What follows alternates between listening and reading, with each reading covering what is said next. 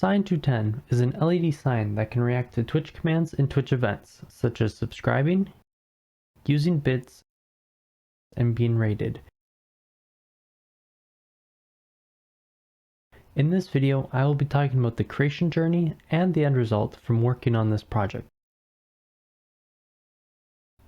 Before we begin, I need to credit the people who helped with this project. Without them, this would have been non-existent or missing functionality. Cheppy, Dismond, and Moki all contributed to the success of this project, along with making the journey fun. Now let's talk about why Sign 210 was created. Cheppy and I have a mutual friend, Justin, who streams on Twitch as JJDB210. Justin has been a great friend for as long as I have known him, and so Cheppy and I had decided to get him a custom neon sign for his birthday that he could hang up on his back wall as he streamed. Throughout most of his streams, we would see him put on his Mario hat, totally not forced by chat. We believe that this Mario hat is a significant part of the stream, so we decided to get him a sign in the shape of the Mario hat. The story would have ended here if it was that simple, but we hit a brick wall. The custom signs were on back order, and we would not have been able to get the sign by his birthday. Then it dawned upon us, what if we made our own hat? That was the start of the journey towards making Sign 210. There are two sides of the journey, hardware and software development. Both sides of the journey were happening at the same time, but for the sake of simplicity, we will start with the hardware side and then move to the software development side afterwards. I would like to believe the hardware journey was pretty simple, buying the necessary parts, getting a design for the hat, and then actually building it and wiring it up. As a software developer, this seems really easy, especially since we had Cheppy on the team to figure out for us. Maybe Cheppy had some issues when doing it, but no matter what challenges Cheppy faced, he did an awesome job. The speed at which Cheppy set up the hat allowed for more testing from the software side of things. The difference between hardware and software for this project is that hardware was basically set in stone from the start. We knew there would be a Pi 0W, we knew there would be an LED strip, we knew there would be an LED matrix, we knew the sign would be made of wood, and we knew the sign would be mounted on a wall. The only thing we did not account for, which was at the very beginning, was a level shifter.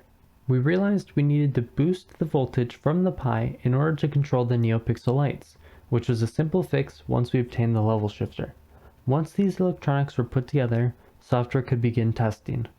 Later down the road, we made the realization that lights should look like pixels. This was done by putting the LED matrix in a 3D printed box with a diffuser screen and a 3D printed 8x8 tic-tac-toe board to separate lights from each other. The mount for the sign was also made later. It was designed after a smartboard mount, and luckily there was a smartboard mount right behind him. This should be all for the hardware, and now let's move on to the software part. The software development through this entire project has been always changing. I think an important concept to discuss that could be applicable to this project is scope creep. Scope creep is the idea of taking on more features and ideas for a project. By having more features to complete, you either risk the project growing too large to handle, or you end up missing project deadlines for key features to be delivered. As we walk through the software development journey, you'll see scope creep as more ideas are added to the sign, but I think scope creep actually helped the project, and as we talk about this, you will find out why. Honestly, our first goal was just to have a Mario hat with just a static M. This changed basically immediately when we realized Luigi, Wario, and Waluigi have hats that have the same shape, but we just had to change the color of the strip and the picture in the matrix. We then had the brilliant idea of wanting to control it remotely, while also allowing Justin to control it from his Stream Deck. A web server was made on the Pi using Python. That would let us curl URLs, and then the matrix and the strip would update accordingly. In order to curl the Python server, we would have to know what the IP of the Pi was. Because we did not want to hardcode an IP for the Pi, we decided we would have the Pi curl images from a public server URL. We also let the Python code curl new Python code from the server.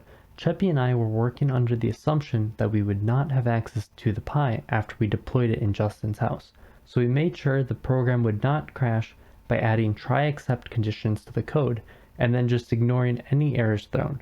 So at this point we can curl any image that we want along with updating the code remotely, which far exceeded our original starting goal. This is where the fun part begins, because the end goal has now changed. Actual structured code is being developed with one main goal in mind: get Twitch events and Twitch commands. This meant that we would be getting information from chat along with watching for follows, subscriptions, and more. I decided to use Node.js for getting events, and I simplified the program by using Comfy.js. Comfy.js makes getting events so easy without any hassle. Shout out to Instafluff who made it. My life was much easier as a result. The main program was in Python, and this Twitch events program was in JavaScript. So I introduced MySQL as a middleman so JavaScript could insert events and Python could query events. Another Python program was made for follows and game changes. This program was separate from the main Python program, but still interacted with MySQL to push events. After events were being stored, we recruited Desmond and Moki for opinions, insight, and feedback. Desmond played a major role adding art, and Moki never gave us up. They also provided color suggestions on Twitch events.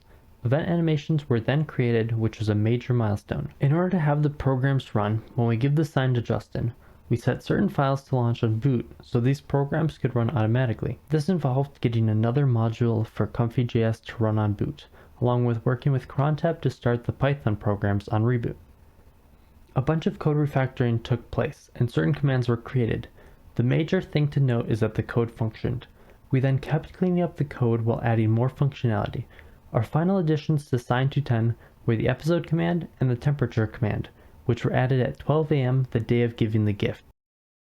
As an end result from hardware and software development, we ended up with a very nice sign that was configured with many images, animations, and commands. The code could be improved with features added in the future, but at this point, the project far exceeds the starting goal.